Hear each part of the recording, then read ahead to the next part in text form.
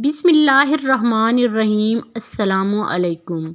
کہا جاتا ہے کہ نمرود کی ایک بیٹی تھی جس کا نام رحیمہ تھا، لیکن اسے روبہ کے نام سے پکارا جاتا تھا۔ جب نمرود نے حضرت ابراہیم علیہ السلام کو آگ میں پھینکا تو اس وقت وہ لڑکی اوپر محل پر سے یہ منظر دیکھ رہی تھی۔ جب ابراہیم علیہ السلام کو آگ میں نماز ادا کرتے ہوئے دیکھا اور آپ کے ارد گرد بہت سارے گلاب کے پودوں اور پانی اور درختوں کو دیکھا جن پر پرندے چہچہا رہے تھے، تو دل میں کہنے لگی کہ میرا باپ تو کچھ بھی نہیں ہے۔ قدرت، عزت اور بادشاہی تو اللہ رب العالمین کی ہے جو ابراہیم کا رب ہے۔ میرا والد تو جھوٹا اور عاجز ہے، آدمی کو ہلاک کرنے پر بھی قادر نہیں ہے۔ وہ یہ سوچتی اکیلی ہی اپنے محل سے نکلی اور اس آگ کے قریب آ گئی۔ اس نے باہر سے حضرت ابراہیم علیہ السلام کو پکارا، اے ابراہیم، کیا آپ کے علاوہ بھی کوئی آپ کے رب کی بارگاہ میں اجازت پا سکتا ہے؟ تو آپ نے فرمایا، ہاں، وہ شخص جس کا دل میرے رب کے لیے خالص ہو۔ تو آگ میں اس کا حال بھی اسی طرح ہوگا جس طرح میرا حال ہے۔ اس نے کہا کہ میں چاہتی ہوں کہ تمہارے رب کے ساتھ صلح کر لوں۔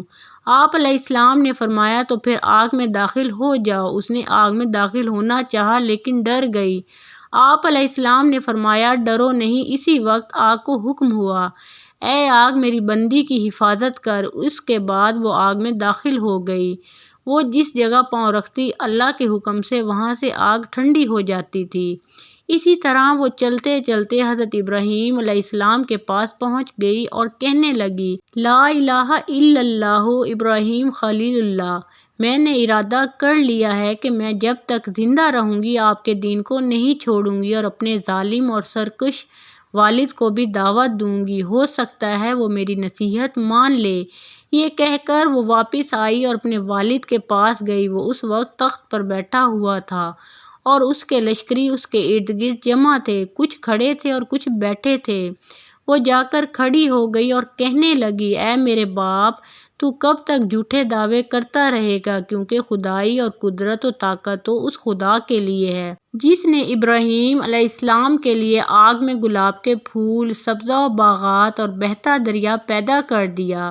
بادشاہی تو اس کی ہے، تیری کیا بادشاہی ہے؟ تو ایک آدمی کو گزند پہنچانے سے بھی عاجز ہے اور اس پر قادر نہیں۔ ساتھ ہی اس نے کلمہ پڑھا، لا الہ الا اللہ ابراہیم خلیل اللہ۔ اس کا لعنتی باپ یہ بات سن کر غصے میں آ گیا اور اس سے کہنے لگا، اپنے دین سے پھر جا، اپنی جان پر ظلم نہ کر، ورنہ میں تجھے ایسی سزا دوں گا کہ دنیا والے اس سے عبرت حاصل کریں گے۔ اس نے کہا کہ میں دین حق کو ہرگز نہیں چھوڑوں گی اور نہ ہی اپنے رب کی نافرمانی کروں گی، تو جو چاہے کر لے۔ اس نے یہ سن کر اپنے کارندوں کو حکم دیا تو انہوں نے اس کے کپڑے اتار دیے اور اسے پیٹنا شروع کر دیا، لیکن وہ اپنے دین سے نہ پھری۔ پھر نمرود نے اس کے دونوں ہاتھ کاٹنے کا حکم دیا تو اس کے کارندوں نے اس کے دونوں ہاتھ بھی کاٹ دیے، لیکن اس اللہ کی بندی نے اف تک بھی نہ کی۔ پھر نمرود نے اسے مختلف سزائیں دی لیکن وہ اپنے دین پر ڈٹی رہی، حتیٰ کہ اللہ تعالیٰ نے ایک فرشتے کو وحی فرمائی کہ وہ جنت میں جائے اور وہاں سے اعلیٰ پوشاک لے کر اس کے پاس جائے۔ وہ فرشتہ پوشاک لے کر اس کے پاس گیا اور وہ پوشاک اس کو دیا اور اس کے ساتھ اپنے نورانی پر اس کے بدن پر ملے تو اس کے تمام زخم اللہ کے حکم سے درست ہو گئے۔ اس نے وہ پوشاک پہن لی۔ پھر ایک تیز ہوا آئی اور اسے اڑا کر انجانے مقام پر لے گئی، اور اس کے بارے میں اللہ تعالیٰ ہی بہتر جانتا ہے۔ مزید اسلامی واقعات کے لیے اس چینل کو سبسکرائب کریں اور ویڈیو پسند آئی ہو تو لائک اور شیئر ضرور کیجیے۔